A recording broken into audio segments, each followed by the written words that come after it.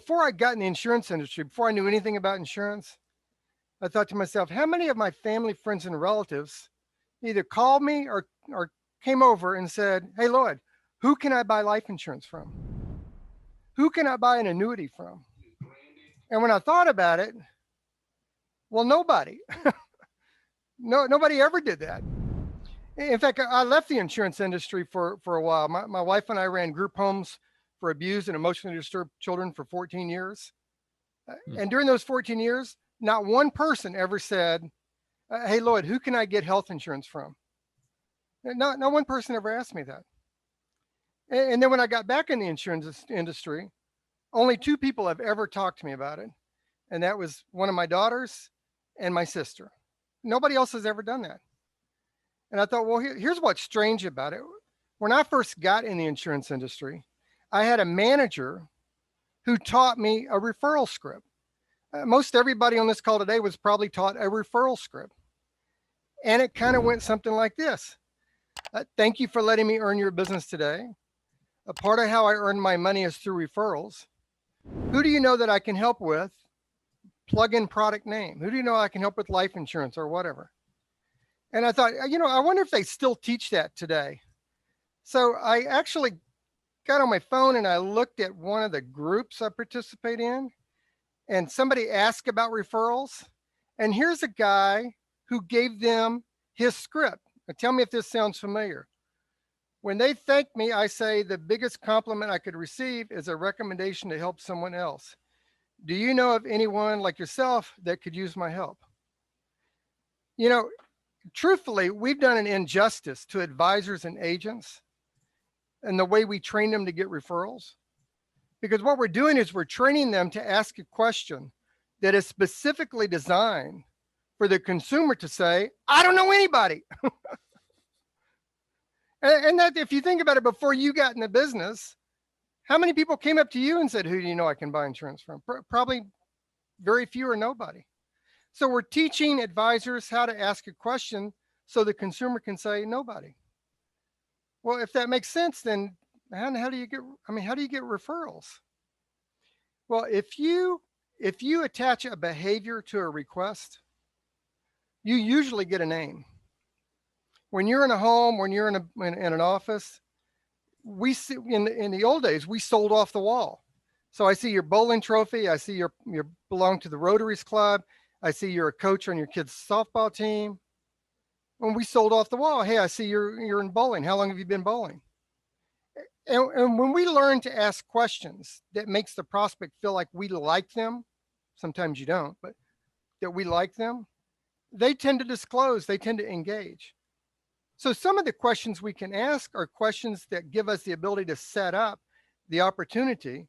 And I'm going to change a word here. I'm going to go from referrals to introductions. Okay.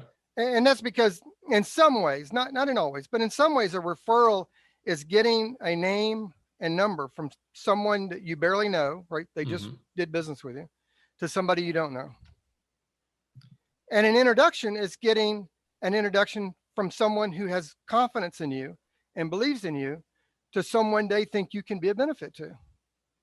So if we just learn to have a conversation with people, hey, John, I see you're on the bowling. How long have you been on the bowling league? Who's the best bowler besides you?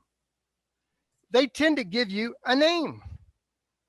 And if I have that conversation about the different things that are going on in their life, at the end of the interview, I get the sale. I can come back and I can say, John, let me ask you a question. When we were talking earlier, and you can write these questions down. They're four very simple questions with a fifth add-on. They're really, really simple. And people tend to listen to rule things out instead of ruling them in. And here's my challenge to you. Just give this a try. Try it 5 times. Just try it 5 times and tell me if you get names. So here's the question. John, let me ask you a question. You mentioned earlier that Bob is the best bowler on your team. If Bob, now I'm sitting at the kitchen table, I'm sitting in their office. If Bob walked in right now, would you introduce me to him? That's question 1. Well, yeah, Lloyd, of course I would. Would you feel comfortable telling Bob you felt like I did a good job for you today? That's question 2. Well, yeah, of course I would. Is there any reason why I couldn't tell Bob that you feel like I did a good job for you? That's question 3. Well, no, of course you can tell him that. Great. What's Bob's phone number? And that's a really easy way to get the name. In fact, the tag-on question there is, let's get them on the phone. I've had clients that literally picked up the phone and called and did an introduction right there on the spot. And the reason that I think this system works really well, or it's worked really well for me and thousands of agents I've trained on it, is I'm not asking you a question designed for you to say, I don't know anybody. I'm asking you a question about a behavior. And so here's the two mistakes we make. And I think one of the reasons why we don't get a lot of referrals. We don't understand the buying behavior of our prospects. So we ask that stupid question, who do you know I can help? Like all their family or friends are sending them emails like, oh my God, I wish I had health insurance today. So they say, well, I don't know anybody. And we're asking the wrong question. And the right question is, you mentioned earlier that your best friend works on cars. He helped you rebuild the GT sitting out in your driveway there. If Paul walked in right now, would you introduce me? That's a low trust question. We don't have to be really pushy to ask that question. Well, yeah, of course I'd introduce you.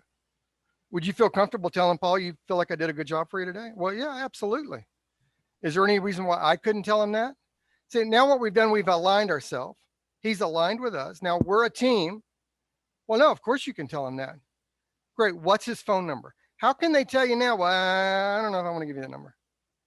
And if you've done your job right, if you sold off the wall, if you've done the meet and greet, if you've let them feel like that you like them, because sometimes we're more concerned that they like us, that they feel like that you like them, and you're asking questions about their lifestyle issues, then they'll give you names in 4 or 5 different categories. And so here's the fifth follow-up one. Here's the fifth follow-up. Attach a behavior to a request. And they're pretty simple requests. Bill, let me ask you a question. Who do you know that just got married? Who do you know that just had a baby? Who do you know that just bought a house? Who do you know that just bought a car? Who do you know that just got a job? Who do you know that just lost a job?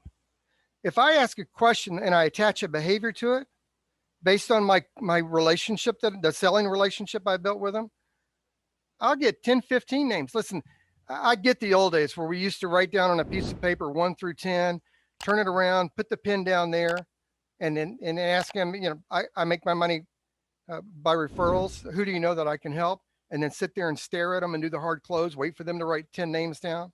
And here's the thing. When they give you a name, shut up. Let them finish. Don't say, wait a minute, Agatha Slockenbecker, can you spell Slockenbecker? Because when they get done spelling Slockenbecker, they're not going to give you another name.